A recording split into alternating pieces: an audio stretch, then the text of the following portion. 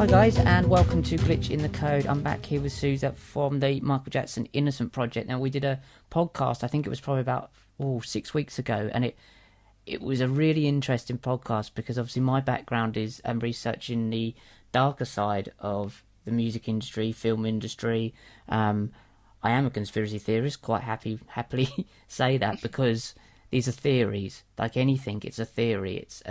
Conspiracies happen because a conspiracy, all that is that I'm claiming to do one thing while actually aiming to do another. It's actually just it's given this connotation, but it's actually just manipulation. That's all it is. Anyone who manipulates you in a relationship is conspiring against you. So the term itself makes you feel a bit like you're a bit mental, but we look into these things, and I really like talking to Susan because you're open to some of these aspects, especially when it comes to this case. Now, Susa, how has it been since I spoke to you last? Crazy.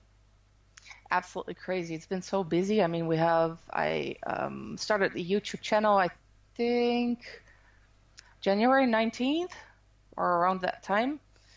And so that is 3 months, and we have well over 11,000 subscribers, and we have a live chat every Saturday night now, where we have about 200 people participating. So it's really, really busy. That's amazing, isn't it? That this has taken on a life of its own. I mean, I think it's how long the film's been out? Around about 10 weeks now. Yeah, I think that's about right. And the storm that came with it, but it kind of fizzled out. But the remnants of it that you guys are talking about still, what are the main things that come up still in your chat 10 weeks later? Oh, everything. It's what we're trying to do is get one detail at a time and put that in a video and put that out there. So what we're trying to do is actually prove his innocence and prove that these two men in the documentary or film, what it actually is, are lying. But there's lots of stuff still coming out every time because people are digging and digging deeper, and they're finding more stuff that contradicts the complete story, like the train station story, where it was proven that the train station wasn't even built when Safe Chuck claims that he had sex with Michael Jackson there. Well, I'd ask you about the money situation, because they say, and I know a lot of people think it's about the money, but I really do believe it goes further than that. Where do you think the money comes into play, and why would, if you were sexually abused by someone, would your first port of call go to sue someone for money? Wouldn't it be? No, of course not. You wouldn't go for money, would you? No, you'd go for justice in cases like that. I mean, I can see how you go for money when you get screwed over by your boss on your overtime hours or something like that. But when you're abused, and luckily I haven't been abused myself, but I've spoken to many abuse victims.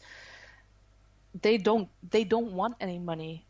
They want justice. They want that the person who did it will be brought to justice.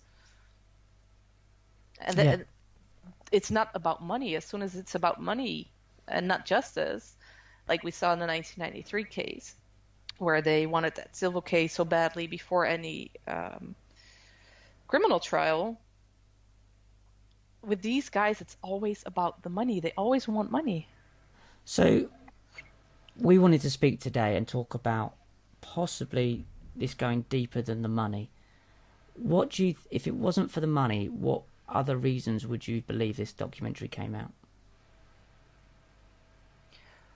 I believe they are trying to tarnish his name in a way that it would never be recoverable. And I don't think that it has anything to do with money. Yeah, maybe for James and Wade. I mean, I don't know why they're doing this. I know they're completely lying from... no, well, maybe not minute one, because the first, I think, 20 minutes or something of the movie is actually pretty factual, I think, before they start into the crazy abuse crap. And... so I don't know what their motive is. I mean, we said that last time. There was this comment about one or both of them even having urges themselves, and someone might be blackmailing them. I don't know. You know, in the industry, blackmails is usually what they use to shut you up or to let you talk in this case. I really believe if you look at the people around Michael Jackson and around this incident, you've got Oprah Winfrey, you've got Dave Geffen, who did have a grudge against Michael Jackson for a long time. You've got Steven Spielberg, who's in partnership with Dave Geffen. Spielberg and Michael Jackson didn't get along at all. You've got Paul McCartney, who was the guy that originally took Michael Jackson to what became Neverland. They recorded the Say music video there. He suggested to Michael Jackson, from all accounts that I've read, that he buy the ranch. And you've got Quincy Jones, who I think, I've read Quincy Jones' autobiography, and it always seemed like there was more to behind. The music was just a front. It seemed to be there was more contacts with sort of mobbed gangsters. It really felt like there was more behind it. He was connected to Tupac. There was rumours that he had a thing for Tupac. Tupac dated his daughter. Right, I heard that. That's very interesting. And then he's the one who brought Michael Jackson into the fray during Wiz, doing the music for Wiz. Obviously, then they did a couple of albums together, 3 albums together. And then he's brought Oprah Winfrey in to do The Colour Purple with Steven Spielberg. Michael Jackson seemed to be always surrounded by these people. Yep. What do you think of the connection between Oprah, Paul McCartney, Dave Geffen, Steven Spielberg, who doesn't get mentioned, by the way, a lot in any of this, which I find really, really a red flag. Right. All on this boat, watching this documentary. These people are supposed to be Michael Jackson's friends.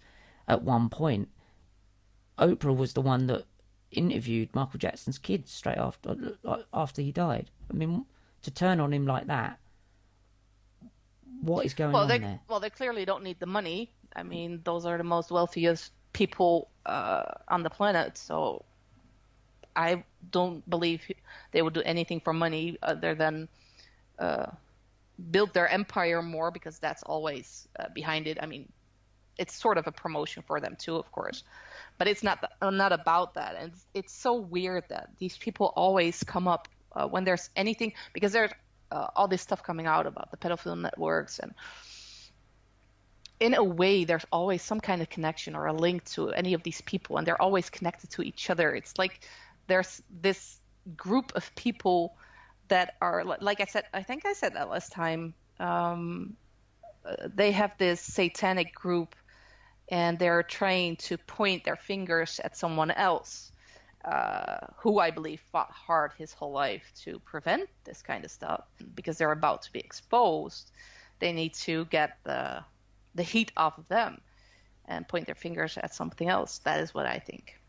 Well, this documentary seemed to be quite rushed together, just from the production, but I don't know that for fact. It just seemed to be, from a filmmaker's point of view, all the interviews seem to be shot in the same place, from what I can tell, or only a few different locations. There's a hell of a lot of drone shots to pad it out. Yep.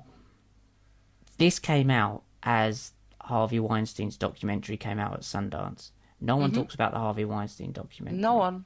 I mean, that is a huge documentary, and Michael Jackson Harvey Weinstein also went to court whilst this documentary was coming out, and that got completely buried.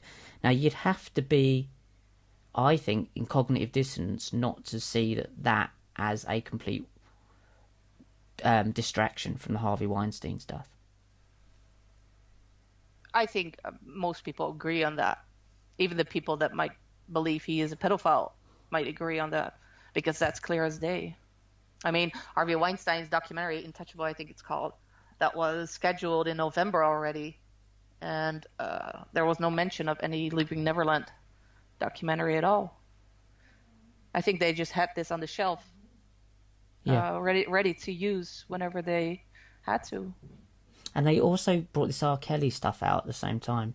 Again, I'm not saying R. Kelly is innocent of any of these things, but what I'm saying is the timing is impeccable. Yes, it is. It is. So when we come to talk about conspiracy theories, and what I'm trying to break it down to here is, does that not reek of a conspiracy to at least distract from the Harvey Weinstein group of people? Yeah, I think so. I think people should realize, and if that is a conspiracy, then what else is behind this? Exactly. So what I was trying to build there, if anyone's listening, is to understand that how a conspiracy can be broken down into into logic. That's a logical thing to say. I'm not saying anyone's innocent.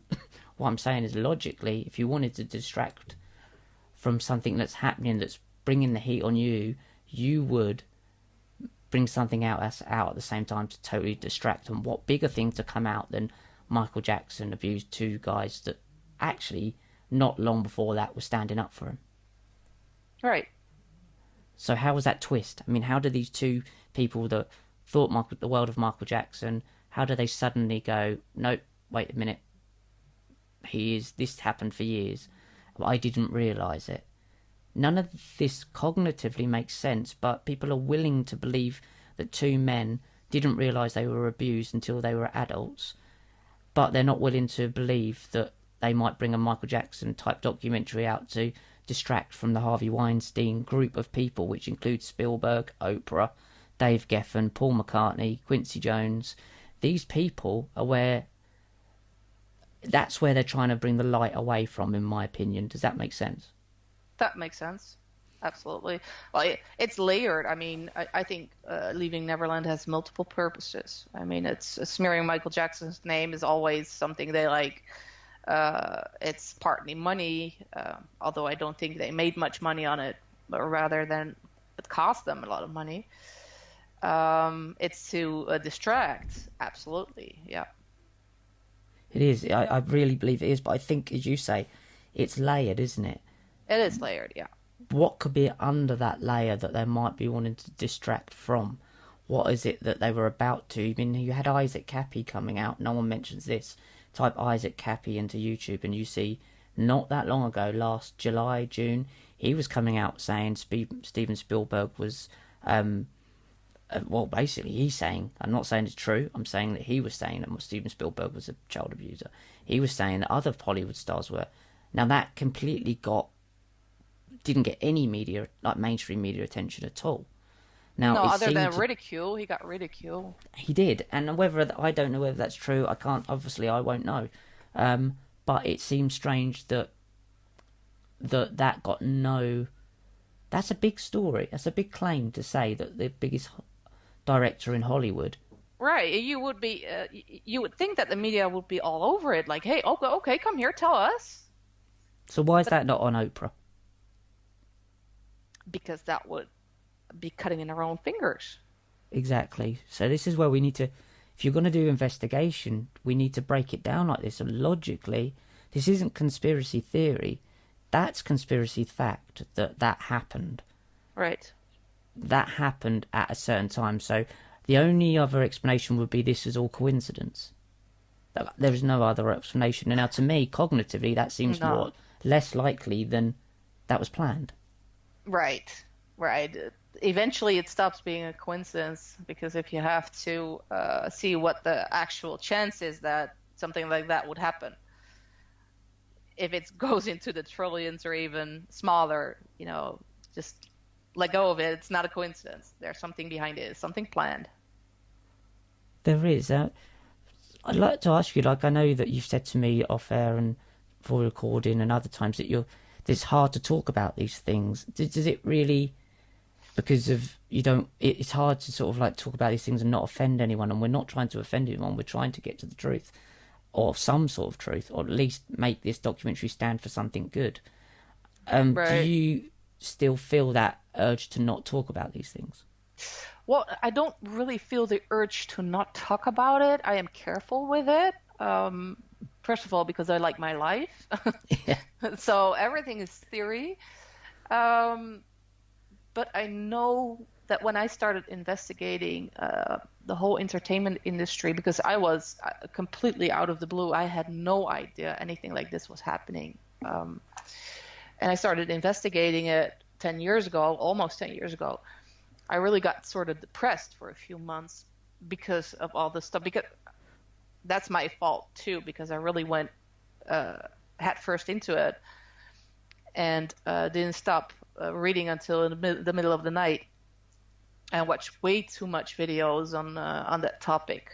I read too many books about it.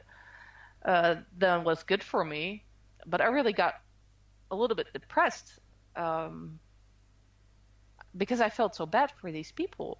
You know, you see them as these superstars, not like I idolize anyone or something, but you kind of look up to them like, oh, well, they made it, and then you read what they probably had to go through just because to get there, to get some airtime and to make some money. That was really heartbreaking. So that's really why I'm careful. Um, not it's not that I don't talk about it, but I build it up. I try to build it up. So piece by piece, just small little pieces at first, and then accelerate a little bit, because it's really a lot of information to take in. And it's for me, it was really heartbreaking.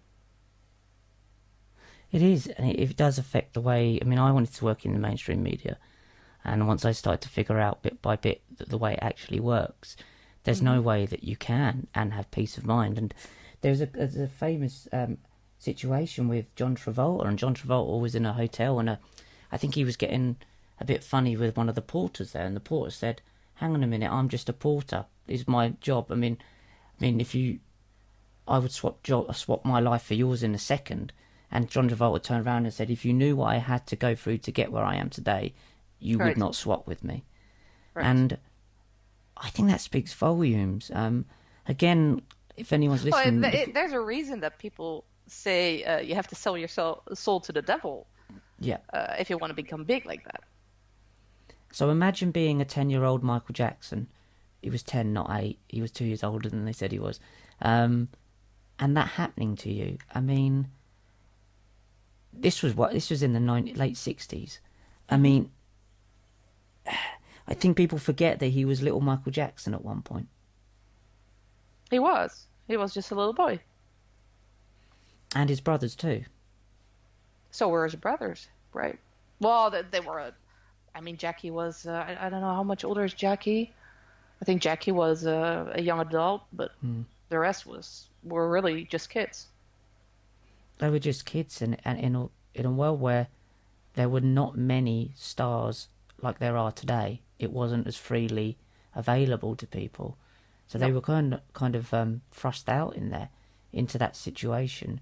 Suddenly they're on the same sort of platform as Elvis Presley and the people, James Brown, Sammy Davis Jr. was a big thing of Michael Jackson's. Now Sammy Davis Jr. is someone I'd like to come to just hold on to for a bit, because he was part of the church of is it the Satanic Church, and a follower of Aleister Crowley.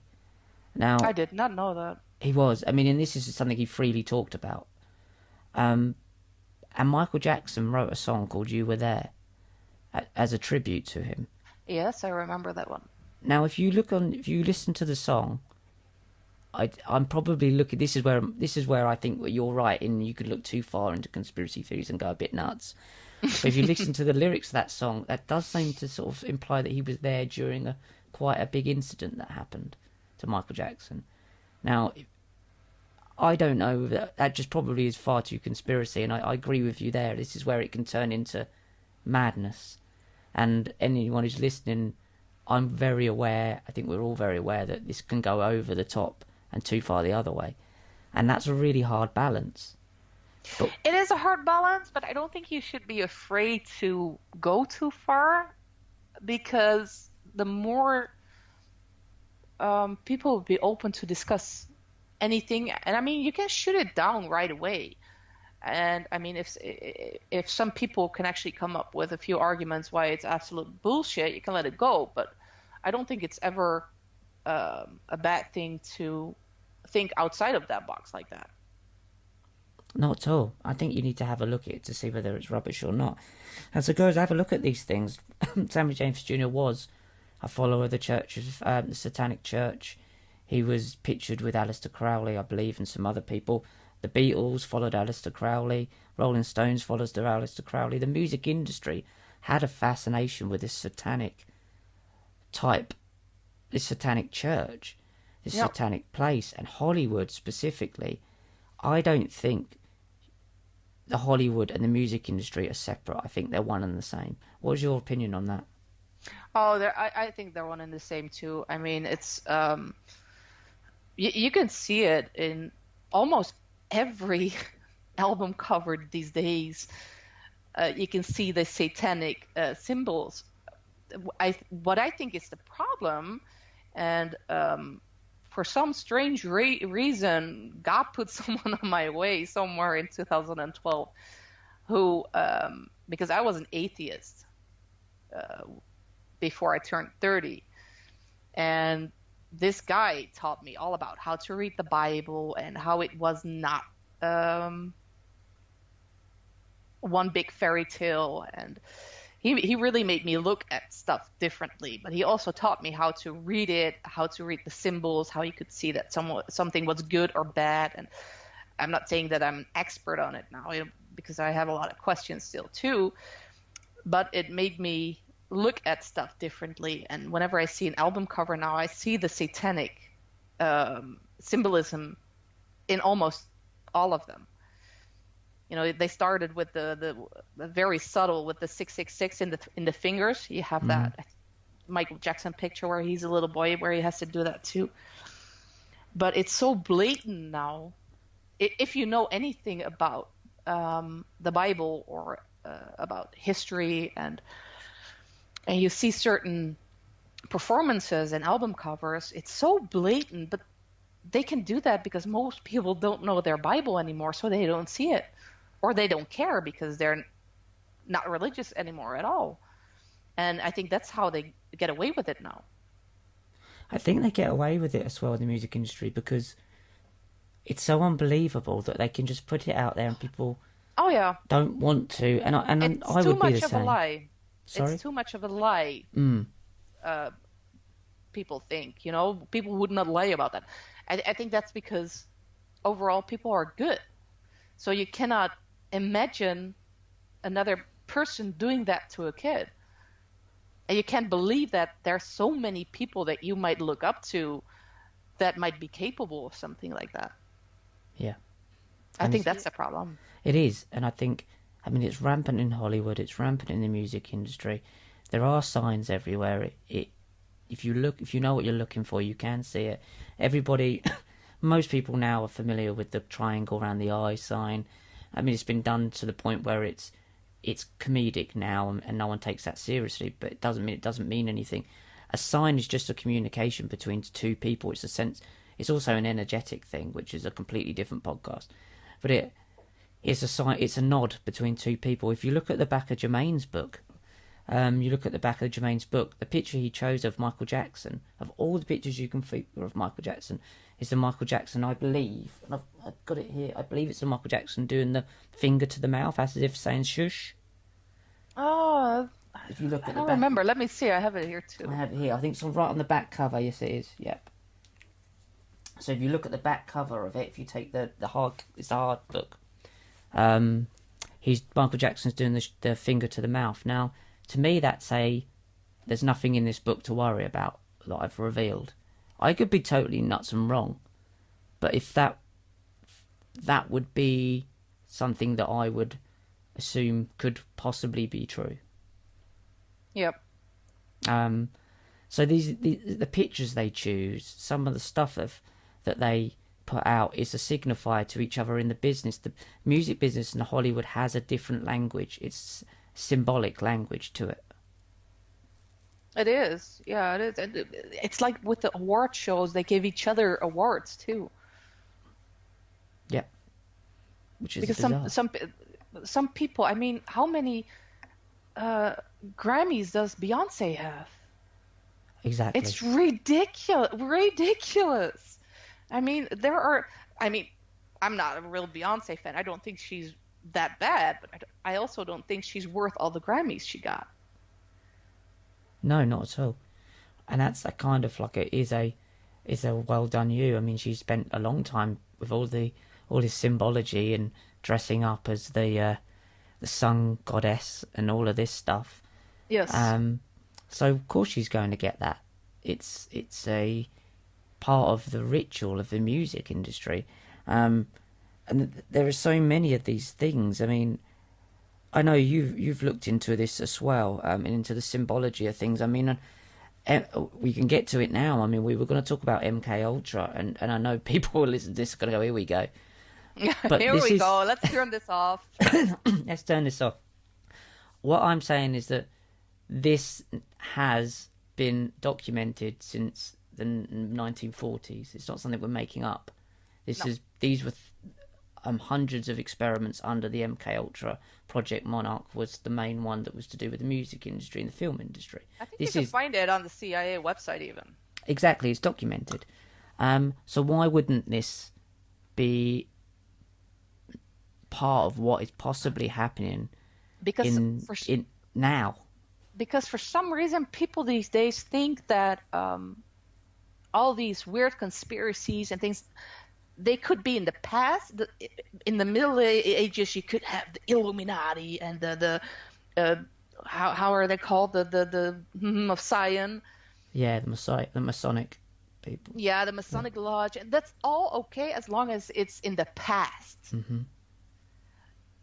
But for some reason, they cannot entertain the idea that maybe some things never change.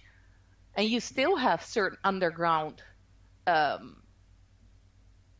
cults that might be up to no good. But for some reason, people don't want to. Maybe because they like their life and they're like, if I don't look into it, because that's what I see with a lot of people. If I don't care about it, then it goes away. So a lot of people will be listening to this thing, why does this pertain to Michael Jackson and this Michael Jackson documentary? Now, my point here, and the only reason I wanted to bring up MK Ultra, is the sudden change in Safechuck and Wade Robson seems to me a switch in personality. If you watch their interviews before to their interviews now, there is a switch in personality there. Now, if you can accept that people can have multiple personality disorder and the brain can be compartmentalized through trauma, and that is something that's been studied for a very long time. You have all kinds of books on that. It's called dissociative identity disorder. Exactly. So could this not what's been going on and how these two guys have switched? That's absolutely possible. And people say, yeah, but they've always been normal. Yeah, but they don't understand how the brain works. I mean, with MK Ultra used within the music industry, they torture these kids when they're very, very, very little, and those brains are splitting up. I'm not a psychologist. I can't give you details or anything, but your brain's being split up into different personas. It's a defense mechanism against the pain and the torture and the mental abuse, that for some reason your brain can make different worlds for you to hide in. And those can be triggered because they program your brain. I mean, you can think this is a conspiracy, but it's actually you can find it in multiple books because it actually happened. Manchurian Candidate is a good movie too to watch. Yeah. It's based on a true story. And they can trigger those personas with a word, a simple word, or a smell, or a color. I mean, it's like conditioning with cats. You know, you can condition cats the same way. And they don't understand that they can leave one persona for years and years and years until they need a different persona. And all it needs is a trigger from a handler. And people switch personas. Exactly, and that brings me back to why Michael Jackson, throughout his life, was surrounded by people like Sammy Davis Jr., surrounded by Quincy Jones, was surrounded by Oprah, Spielberg, McCartney, who the Beatles are reportedly, and I don't know whether this is true, but Mark Devlin reports on in his books, and so does Neil Sanders, who's brilliant with his books, Your Thoughts Are Not Your Own, about them being part of the Tavistock experiment as a band. These people were surrounding Michael Jackson through the years. Now, to me, that reeks of handlers. Uri Geller. Uri Geller. Lisa Marie, I mean, where did she pop up from suddenly? I mean, I know they knew each other from young, but Elvis Presley was reportedly part of being abused like this as well. Which is clear. I mean, these people die of the same things, don't they? They die of propofol. They die of the same drugs. Always overdose or car accident or I think we mentioned it last podcast. The Club of 27. Yes, that's for a reason. It's because that programming of that child abuse and torture wears off around 25, 26, around that age, and they naturally deprogram. And if they get away from their handlers during that time, they become a threat. So either they can get them back on message, as they call that, and put them in rehab or on a vacation or whatever. You don't see a lot of them for a while, and then they come back completely like they were before. They do, and if they don't, they die around there, 27. They do. It was Heath Ledger. River Phoenix. It's something that's very well reported. Now, for anyone listening who's thinking this is a load of rubbish, all I will say is, like we did say, for Michael to stick up in Michael Jackson's defence, and our psychology in that way was condemnation without investigation is the height of ignorance. Now, if we're gonna use that, if we are, and I do use that against this mockumentary, it's a load of rubbish, saying that you need to investigate the facts, then we have to, by being sane, normal human beings, do it this way as well. So the stuff that we're saying this, please just go and investigate. We're not asking you to believe it. I'm not asking you to believe any of this. What I'm saying is just don't dismiss it because it sounds fantastic, because that's the same psychology that anyone is watching Leaving Neverland uses. They'll watch it and go, that's true, and they won't go and investigate. So they go on your emotions or your or ridicule. That's what they use.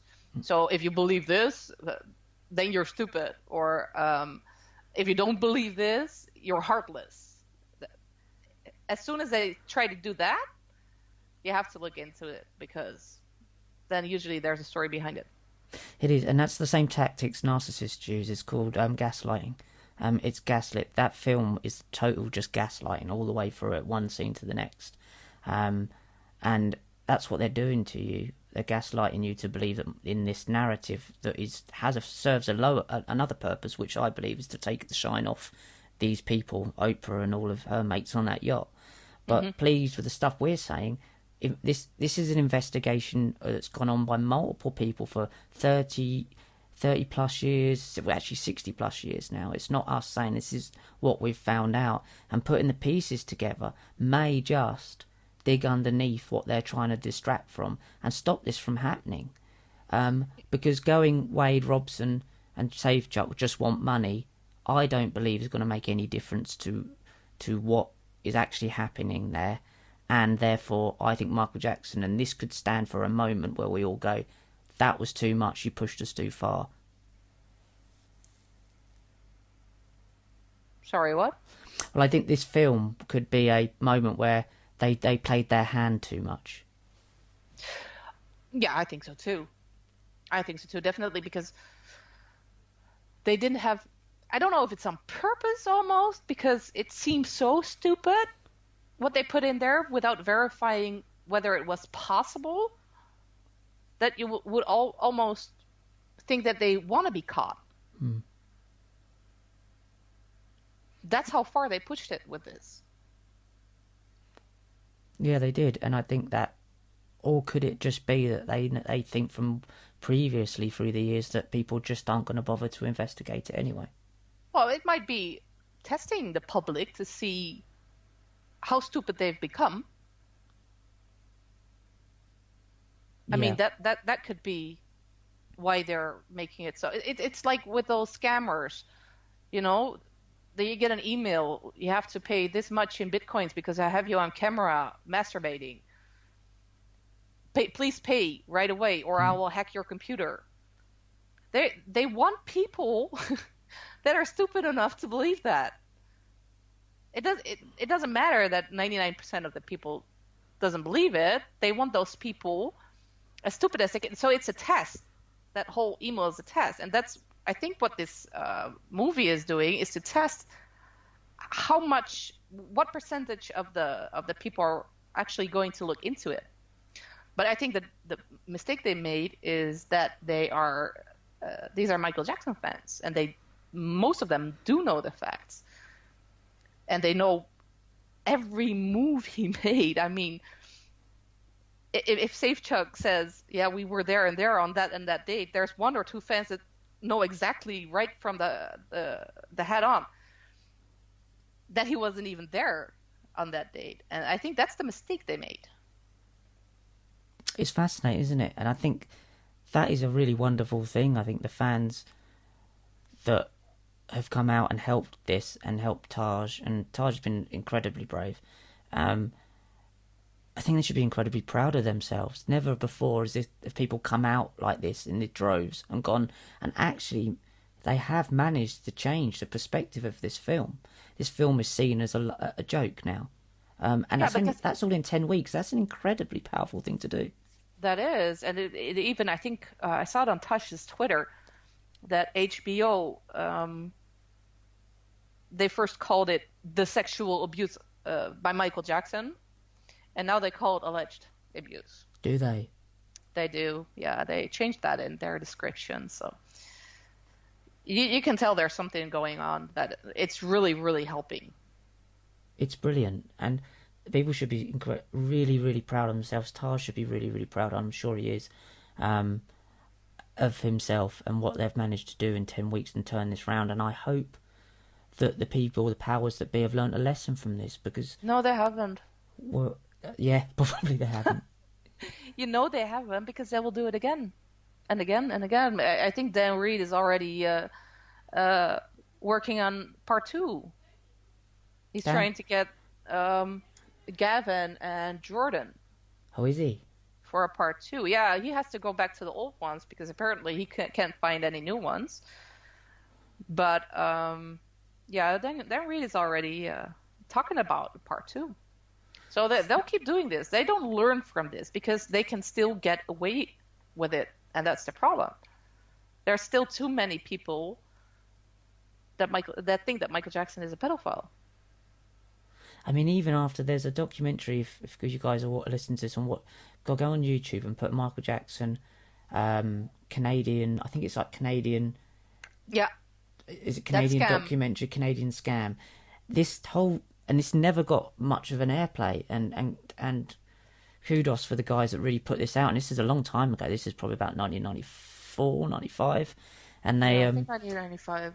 Yeah, if you watch the documentary, they uncover a guy who's trying to buy kids off the street and give them money to lie. And the ironic part is, it's by hard copy by Diane Dimond. The same that is so against him now.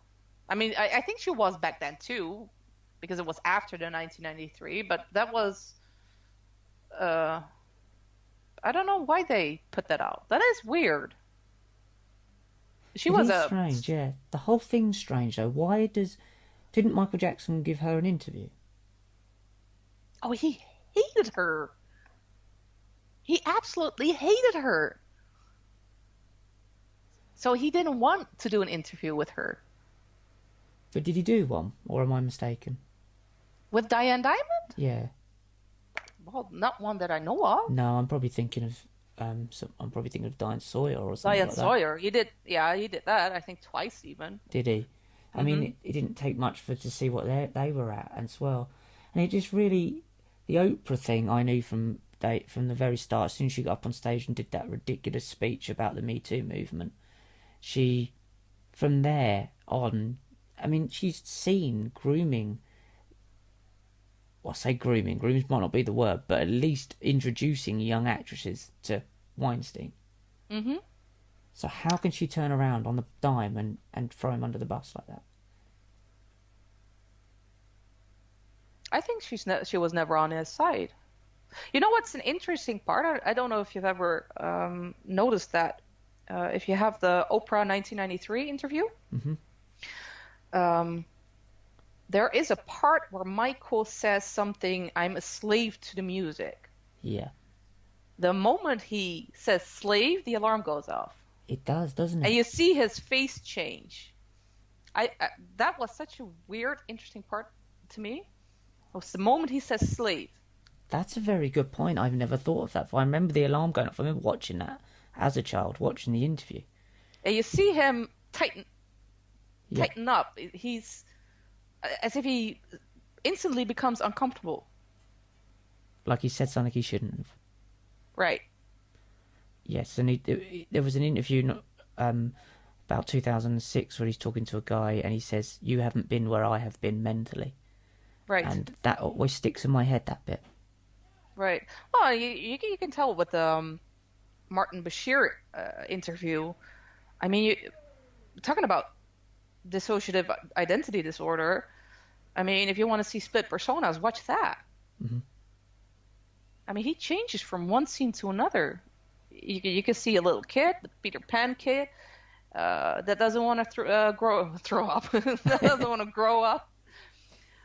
You have the baby mama who's feeding blanket, is completely out of it, looks like. Then you have the one at the end that's opposite of the guy that's the Peter Pan.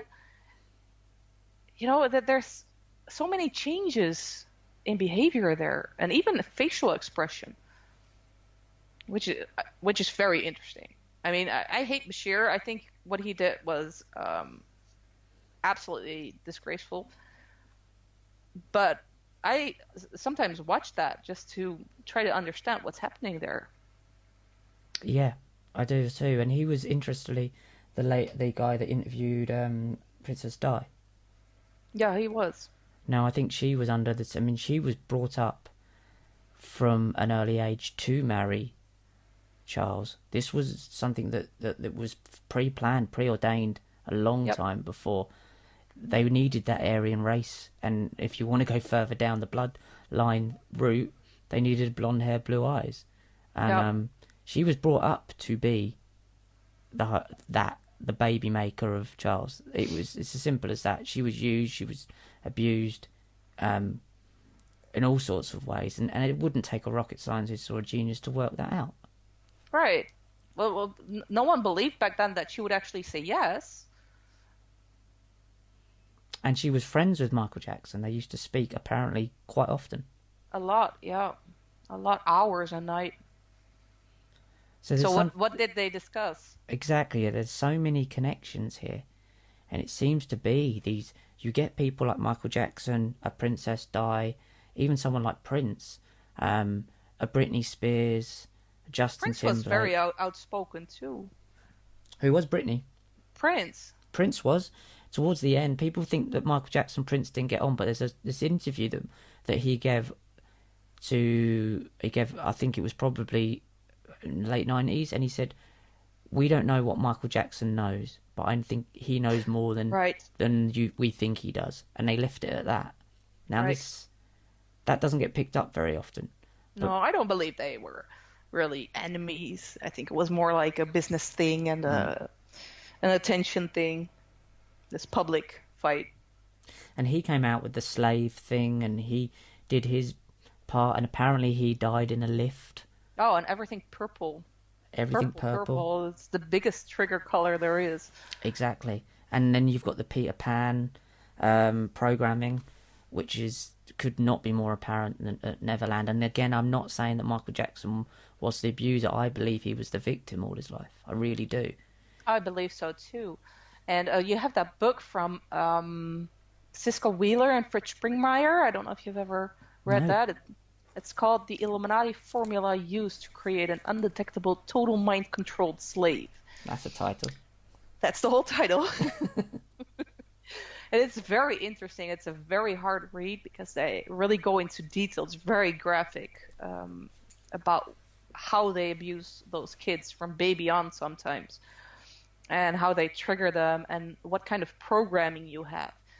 And as soon as you start reading that book, and you go through it, you start seeing what's happening. Because it's so well laid out in that book, and all the triggers are mentioned, and so it's for people that are actually victims of mind control. Not a very good read because it might trigger some stuff, but as my mind is clean that way, I read it all. It was very, very, very depressing, but you will start to understand Michael much more and why he did certain things and what certain things mean in his lyrics and in his artwork and his album covers. It's really interesting to see all those words that you would associate with Michael Jackson. You can find back in that book. Well, I'll have to get that. Now, that to me, I mean, I was a Michael Jackson fan before I got into any of this stuff. This wasn't something I came to through Michael Jackson. I came to this sort of stuff by studying something totally irrelevant to the music industry, and it's fed back into this sort of thing. I'm actually quite good friends with David Icke's son, Gareth Icke, and David Icke's obviously one of the bigger names in the world for conspiracy theories, and he spent up 30 years of his life trying to get people to see some of this stuff. There's some really good people out there that are decent, funny, nice people that are not mad, that are reading this stuff and putting the... It's an investigative journalism. That's all it is. So get these books. Michael Jackson, I believe, was a victim from day one. He's still a victim now. If you want to look for a victim of something that they're still beating him up. They're still beating him up now. And then we come to the bit where you talked about, and I don't know if you're comfortable talking about this, but the hoax death part, that is part of the conspiracy theory. I think there is ample evidence to suggest that some of these people do just stop and go into hiding and live that way. I think there's ample evidence that happened to Tupac. I think there's ample evidence that happened to maybe possibly Prince. That's what you have. A lot of people that call you a conspiracy theorist, and what I mostly hear with people that don't believe in the hoax, oh yeah, he's probably on some island with Elvis and Tupac. But they don't understand that if you don't want to play the game, the Hollywood game, and that there's going to be a point where you become too powerful, too rich for them to be alive. And Michael said himself, they want to kill me. They want to kill me. So it's not strange that these people might, I mean, I'm not saying that they all did, but that they might get away from it and fake their deaths. It's not beyond the realms of possibility, is it? Any of this stuff is not beyond the realms of... And that's what I think... Anyone listening to this and thinking this is all just madness, it's not beyond the realms of possibility. Just think the little that we know and that we thought in the past that became not true. These things are not beyond the realms of possibility, and all we're trying to do, all the Michael Jackson fans, us as well, is get to the bottom of this. And I believe if you just stop with Safe Chuck and Wade wanted money, this is going to happen again. And that's not going to get us anywhere. Because they're just the puppets in this, and they might even be victims in this. We don't know. It is not like I'm defending them, not at all, because I think they're both assholes. But you know, you have to dig deeper. It's not just Wade and James. I mean, they're just small little players in this. Yeah, I think you're right. I think even Oprah is a smaller player. Indeed, she'll be a victim of. This is an industry. This is a culture. This music industry, this film industry. There's a lot to be covered up and protected. Definitely.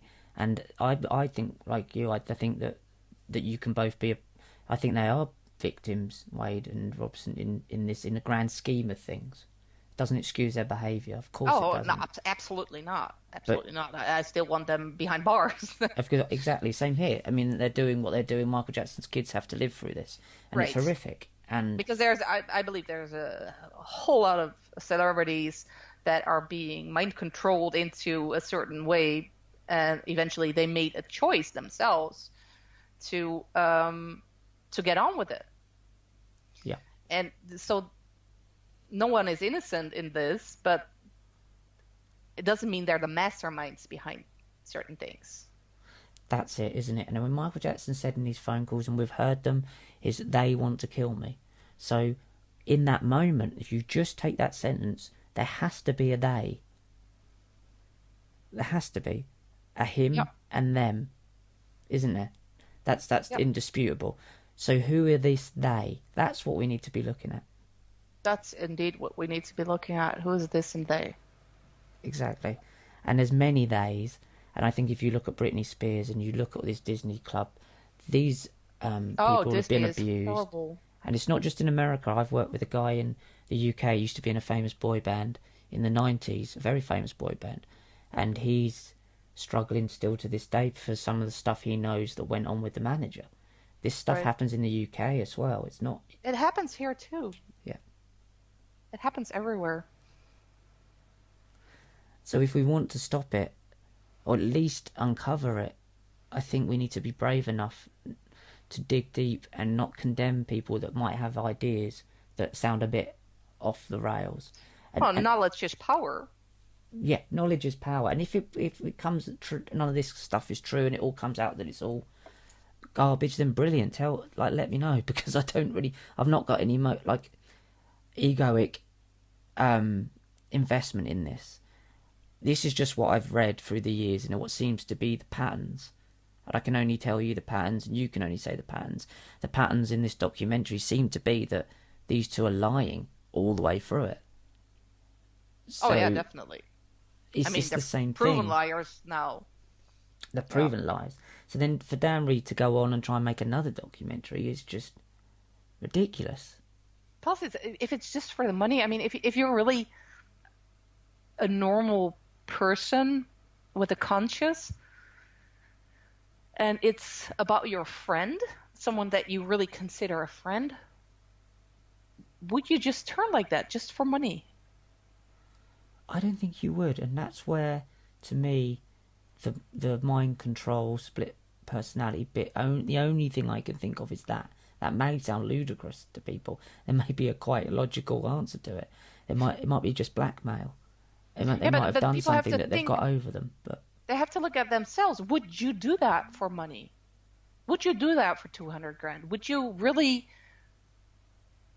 Because it's not just their neighbor. It's Michael Jackson.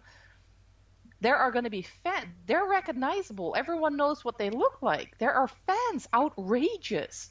There's risks to it too. It's dangerous. Would that be worth the money? no. I don't think anyone in their right minds would choose that path. Exactly, and what you said there I think was key. Anyone in their right mind. I don't think they are in their right mind. I think they're terrified of something. Oh, yeah, you see it with Safechuck. Safechuck is sweating like a pig. You don't even hear anything from them anymore either. Well, it must be, their life is never going to be the same, is it, after this? And there seems to be a long ongoing pattern of this sort of thing through the years. Michael Jackson, to me, was the ultimate victim in all of this. And he tried, I think, to the end to try to tell it through his music. If you look at some of the drawings that came out after his supposed death, they show clear indications of torture to him. There's even a song called Torture in the Jacksons wrote. I mean, there's clear signs through the years of this going on. And so anyone listening out there, please just have a look at what the work by people like Mark Devlin, Neil Sanders, and Mind Control, the book that you mentioned earlier, and just to look at these things and see if it's possible and just take them on board, because it might not be this at all, but it does seem to be true. It does. MK Ultra, you can find it back on the CIA website. A different book from Fritz Springmeier, who wrote that book about mind control and MK Ultra, is called, I think, The 13 Bloodlines of the Illuminati. That can be found on the CIA website. So it's not just conspiracy theory. It's conspiracy fact as well. It is. So if there's anything that the listeners you want to leave them with that we've talked about just to take away and sort of mull over? What would it be? Well, just to look into it. I mean, when I started this whole Michael Jackson thing, because I explained last time, I was never a fan. I just got interested in the story. I was both an atheist, and I thought that anything Illuminati was just something Dan Brown wrote about, fiction. And I started to look into it, and the more you read, definitely now with the internet, all the information is so easily accessible. And then don't take anything for truth. I mean, keep using your common sense and logic, and don't believe anything you read, because like I said, some people really go too far, but I think those are intentional to make people like us look like lunatics. But read up on it, because the more you will read, the more you will start recognizing, very much so in Michael Jackson's case, because he really, really, really put it in everything. I mean, in his lyrics, in his artwork. You're going to start listening to his songs on a complete different level after you've looked into this. And I think it's, if you really want to start understanding Michael Jackson, I think you should really look into it. And if you don't, if you have, you still think it's complete crap, fine. I mean, go back to your whatever you were doing, but at least look into it, because I am pretty sure that you're going to start seeing things, and they can contact me for the book if they want to. But you will start seeing things that you will recognize, and you will start seeing more of what is happening today and in the past with the music industry. And I really hope people will do that. Well, I do too, and well, thank you for your time. And I just want to leave people with saying that we're all trying to get to the bottom of this and defend a man we believe is innocent and actually been abused and used for all of his life since he was 10 years old, maybe before that. So we're all trying to do the right thing. We're all trying to get to the same ending, and for us all just to sort of chat about these things and not try and say this is right, that's wrong. We don't know. We've never met. We just these want you people. to open your eyes, and your mind mostly. Exactly. And well, thank you for your time, and thank you for all the hard work you're doing with the Michael Jackson Innocent Project. I mean, Susie, you don't get paid for any of this. You do this out of the goodness of your own heart, and I think people listen to this need to realise that you are giving your own time right now after being out running errands all day, and you're spending time talking to me. You're giving all your time on Saturdays to do lives. You're doing a hell of a lot of work for nothing other than you wanting to get to the bottom of the truth. And I think people should be commending you for that. It's a really big task that you've took on, and I don't think I could do it. It's not that bad. Well, it's very, very good. So it brings a lot of good. You've done a lot of good, and I think the whole Michael Jackson community should be incredibly proud of themselves for what they've done in the last 10 weeks of turning this around. And you've shown what people can do when they stick together, and try not let the infighting pull it apart. Yeah, united, not divided. That's it. Well, thank you so much for your time, and I'll speak to you soon. You're welcome. Thank you.